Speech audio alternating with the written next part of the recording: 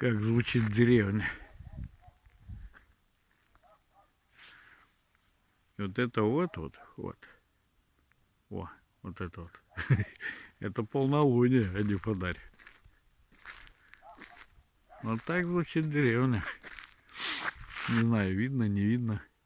Звезды в Минске их не видно.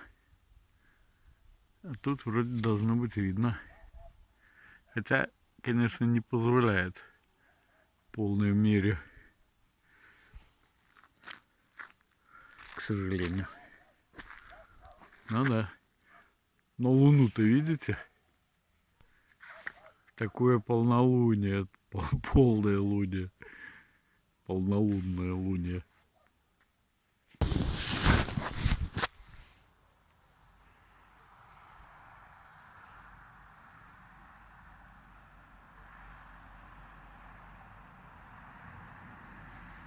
Кто-то поехал куда-то. Кто тут люди живут? И тут живут. Там собака гавкает. Ника вчера нашла ежа. Кстати, интересно, сейчас пойдем, может, найдем опять его.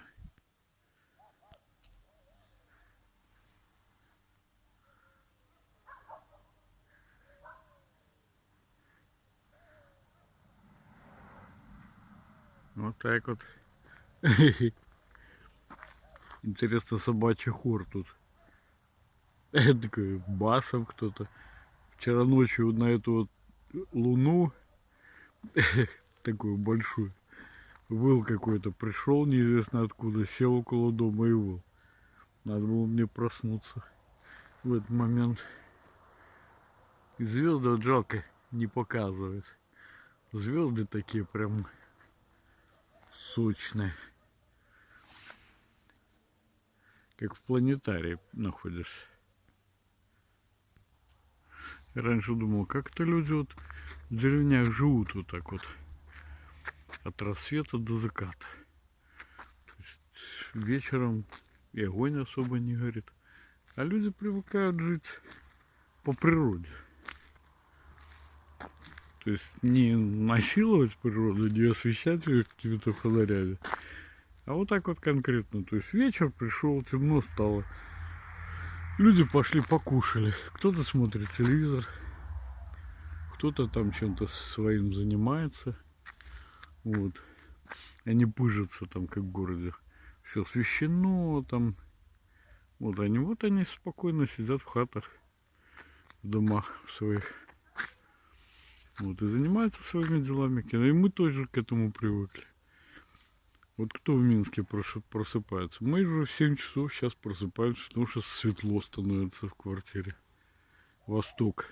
Вот наш дом, он ориентирован на восток. И все, и в 7 часов уже светло становится, уже как бы идем пить кофе.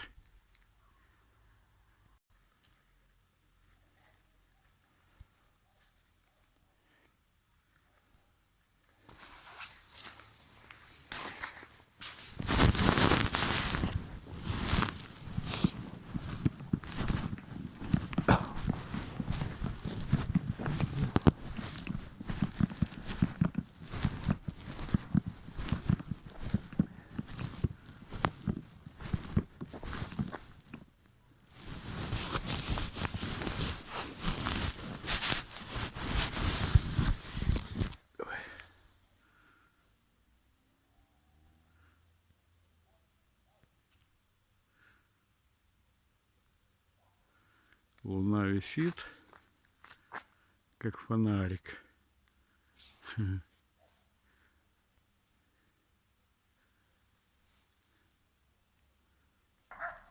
О, мой Минск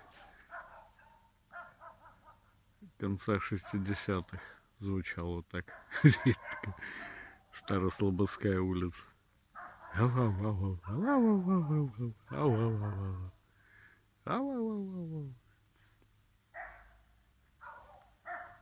Примерно та же история была. Правда, конца. Стоит одному этому, как бы сдоху там завестись, Или кто-то мимо проходит и все, и понеслась. Настолько умиротворяющее вообще-то звучание собачьего этого лая добродушного. Вау-вау-вау-вау-вау. Прикольно. В городе такого ты, конечно же, не увидишь. Жалко, звезды не видно. Вот реально жалко.